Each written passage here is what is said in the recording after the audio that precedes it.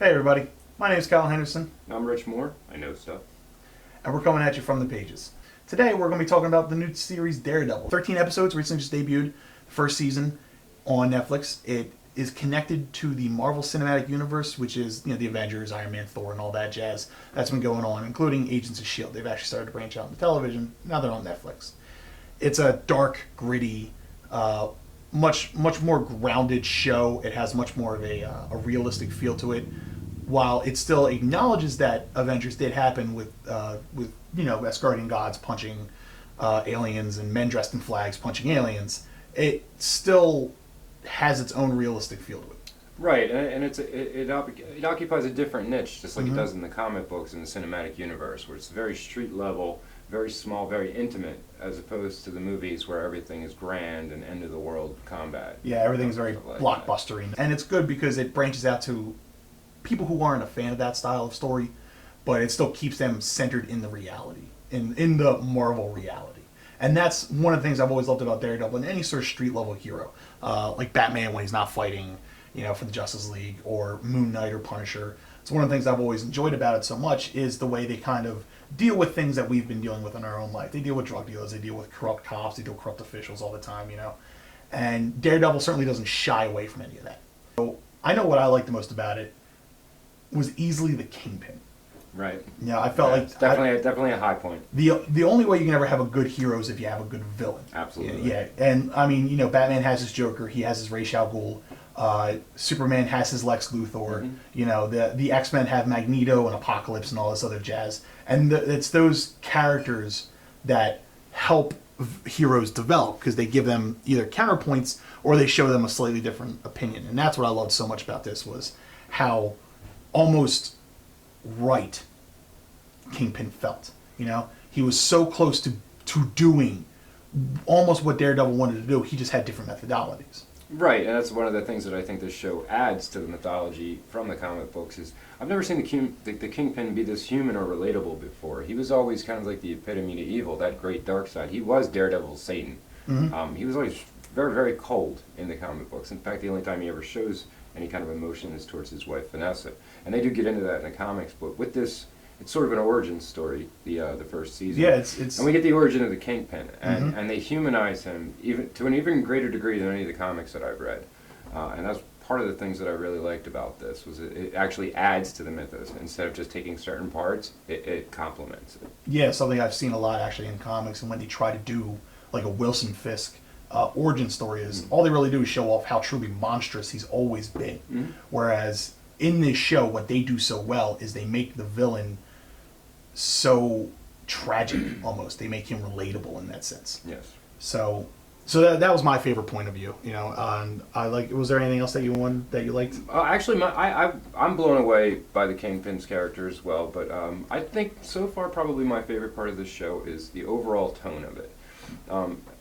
It does what I was talking about taking us down and taking us away from that grand stage of the movies and bringing us back down to a much more intimate, and that's a word I'm going to keep using because everything in this show feels very personal.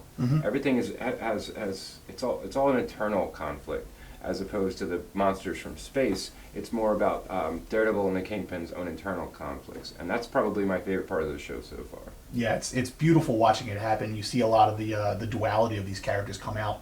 And it's fun, and it's definitely a very different story, like you're saying, because we're not dealing with Tony Stark's internal demons outside of like one scene in Iron Man 2, right? But in this one, we're dealing with Daredevil being, am I the bad guy? Am I the devil? And then same thing with there's a brilliant scene in this show with Kingpin. At one point, he turns to Vanessa and he's like, I'm not evil, am I? Right, he actually asks her. Yeah, and she becomes the worst enabler in history because she tells him he's not a monster, and that's a lie. Yeah, no, and she gives all him... he needed to hear to continue. She gives him the validation to be that monster, right. Which to an extent isn't the worst thing to have ever happened. She just supported a man that she realized she loved. But one of the things that the show does, and I think was saying, and that I enjoyed, was that without her there to do that, he would have faltered. he would not have become the King. He would have fallen. She's he the never one who would have gotten supports him there. and makes him able to continue on with his vision Mm-hmm. of the city, because they say the city a lot. They say the city the a city lot, or yeah. my city. Their city, Comes my up a city. lot. There's definitely there's a whole lot of personal I own this city, even though we're only actually talking about Hell's Kitchen, which is what, like half a borough in Clinton. the It's Clinton. in Clinton, in the conglomeration that is New York. Right. You know? But Right. that's what this show does so well, is it takes these characters and makes you realize who they are. And while we got to see that in these big cinematic movies that have been happening, at the end of the day, those cinematic movies were action adventure movies. Right. They were punch the bad guy at the end of the day. I mean, in Captain America, Steve Rogers literally punched Hitler hundreds of times. Which I loved. Oh my God, I loved it. You had no idea how good. Like the reference to the Right. first issue was amazing, but in this one, it's so much more grounded. It's you're dealing with villains and stories and things that we have all personally come to. We've all had that moment where like, is what I'm doing evil? Is what I'm doing bad? Am I a good man? I've asked myself that question over the simplest of things. Here we're seeing it much more dramatized, Right. but it's at the end of the day, it's still the same story. Now, that being said, that personal internal conflict tone also is an excellent counterpoint in the show with the action scenes, which I love. Yeah, and I the think action the was... action's very visceral. It's very bloody knuckle, very Daredevil, and I'm enjoying that a lot. It's so Daredevil, and like my favorite thing ever is as we might have some B-roll footage showing up of us having watched it. There's a lot of commentary going on between us about nobody gets hit once. Everybody's always getting decked. In episode 2, there's this amazing fight scene. This one long camera shot, like our director Tom DeLeo was getting wet just because of the cinematography involved in this shot. And it was a brilliant hallway fight. It was a very old boy scene. It was very old boy. It was very old school. It, yeah. Like it was so hard and bloody knuckled. He was already wrecked, and he was like Daredevil's already wrecked, and he was getting even more beat up.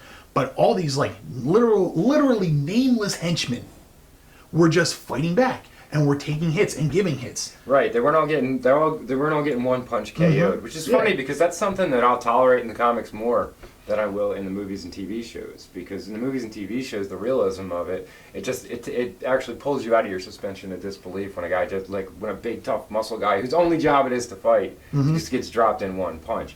But in the comics, they're kicking out henchmen left and right so they can get to the villain and let him monologue. Yeah. Like nobody wants to. You can't do that in TV. In comics, nobody wants to see the villain or wants to see a nameless henchman. Like everybody wants to see 50 million AIM just get really wrecked by Wolverine. Right. They don't want to see that. And that's one of their great successes, I think, with the action scenes and the way they're doing it, is that when you adapt from one medium to the next, and when you take these comic books and you bring them to the screen, you do have to make changes. There are things that you have to do, and I accept that as a comic book fan. I mean, we do like to complain about little bits and pieces here and there, but there are things that change. It's a different medium, and you have to tell stories a little bit differently. And it does it beautifully. It does. It really helps. It's just an additional level of that realism that's presented in this show. And all the action is very visceral. It's very in your face, and like there are some pretty gory scenes. Not Texas Chainsaw Massacre gory, but I'm talking about like there's definitely blood and spikes through brains. Like there are some real scenes in this show. And I remember in episode, I want to say it was 3, it might have been 4. The spike through the eye. The spike through the eye, Which It was is 3. It was 3. okay. My director just told us it was 3. In episode 3, the way it ends is, he accidentally gives away the Kingpin's name, and he realizes Kingpin's not going to kill him. Kingpin's going to kill everybody he loves. So it culminates in him just shoving his face through a spike, which completely sets the tone of the rest of the series. You know? Up until then, we'd gotten a couple of Daredevil-y like things, but that one was just. Ugh. So anyway, overall, action's amazing. A lot of the acting's great. The 2 big stars in this whole dance is Vincent D'Onofrio as Wilson Fisk, aka the Kingpin, and Charlie Cox as Matt Murdock, or the Daredevil, or the Devil of Hell's Kitchen, as he's called for 12 and a half episodes. which I loved. Oh, I love Sounds that. great. The Devil of Hell's Kitchen's so beautiful. It has such perfect imagery, and that's a Daily Bugle title right there. It is. The Devil of Hell's Kitchen. Give me those pictures. But let's talk about Charlie Cox first. Let's. Charlie Cox is an English actor. I haven't seen him in anything else before. He kind of looks familiar, but I didn't recognize him from anything else. yeah. Oh yeah, you did. You recognized him from Harry Potter and from Quentin Tarantino. Slight resemblance to Quentin Tarantino and Daniel Radcliffe, in my opinion. He really does. He genuinely. He is there's knocking it certainly out of the shots park. where he He's does. knocking it out of the park in this so far. I think he's been very convincing. I think he's doing a good job showing Matt Murdock evolve into Daredevil, because that's what the origin's about, and that's what the first season is a lot about. It's Matt Murdock becoming Daredevil and Wilson Fisk becoming the Kingpin, and they're doing it in a very simultaneous fashion where they're coming back and forth, and they do a lot of flashbacks too, which I like because that cuts back and forth between the action scenes and the origin stories. Daredevil, to me, the thing that makes him interesting as a character, and one of the reasons that I like him, and the best part about him in this show to me, is that he's a character who has a great compassion for the people around him, but that compassion has a huge side effect, and that's anger. Matt Murdock sees injustice, and he gets angry. He wants to go out, and he wants to beat up the people that are hurting the other people, and he wants everyone to feel safe and happy. And I find that very relatable, because we all do. When you see something bad happen to someone, you immediately want to do something about it, and Matt has a problem with his anger on that level. Injustice in any form, it rankles all of us. Right. So we see this character who he feels like he has an anger issue, which he probably does, as we see him display on several people's faces. And so it's good to see that that inner demon that ultimately makes Daredevil what he is. And he does it. Charlie does it very well. Charlie emotes very well for a blind guy. He actually, well, not a blind guy obviously, but his character's blind. His character also played blind well. I as Matt Murdock, it's really hard to watch it since even the blind guy he's playing isn't really blind. He still did it well. He knew how to look off in the wrong direction. He knew how to properly use a cane while he was walking, and how to hold on to people's arms and whatnot. He convinced us that he's been convincing everyone else. Yeah, exactly. That's really what he did. And he did a really good job. So Vincent DOnofrio, this man, will you marry me, Vincent D'Onofrio? I love this guy. I love his portrayal. I've always loved his acting, honestly. I remember watching him in in Law & Order Criminal Intent. I remember seeing him in The Cell with Jennifer Lopez, which wasn't a good movie in my opinion, but he plays fucked up good. Yes, he plays it very good. Plays it so good I even use poor grammar there. His portrayal is again humanizing the character and making it relatable, which creates good stories. Yeah, when I was first going into the series, I wasn't expecting this origin story, as it were, for Wilson Fisk. I was expecting his character to be what I've always envisioned. Already established, right. Implacable, monstrous entity and monstrous human being of a person. But he presented him as just fucked up and vulnerable right from the get-go. He's got these twitches, he's got these nervous habits, and you see him kind of shake and break character at certain points, especially when Vanessa rolls around and he just becomes incredibly vulnerable in front of us. Right. But then there are these moments, there's these scenes where the savagery of this man. Yeah, Vincent D'Onofrio, he's bringing a great presence to the character, I think is what it is. And when he's on screen, whether has dialogue or not, he's still emoting. And I think he's doing it powerfully, and he's doing an incredible job. He does such a brilliant job with it. I love a great presence on screen. And that's what you need for the character of the Kingpin, because he's a presence in the Marvel Universe. He should be a presence on screen. There is a lot more we can go into detail about this show. And I would love to. I'd love to sit here and break down every episode for you cats. But the truth is, this is something you need to experience. This is not a TV show that comes around all the time. There is acting and cinematography and character development that's on such a level you do not expect it from a comic book. You don't expect that from this.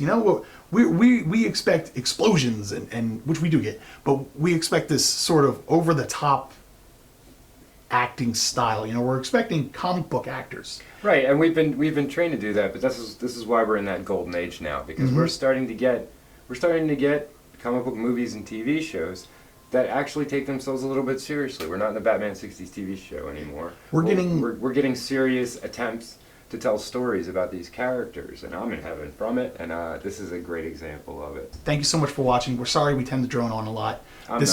Yeah, he's not. But this is going to keep happening.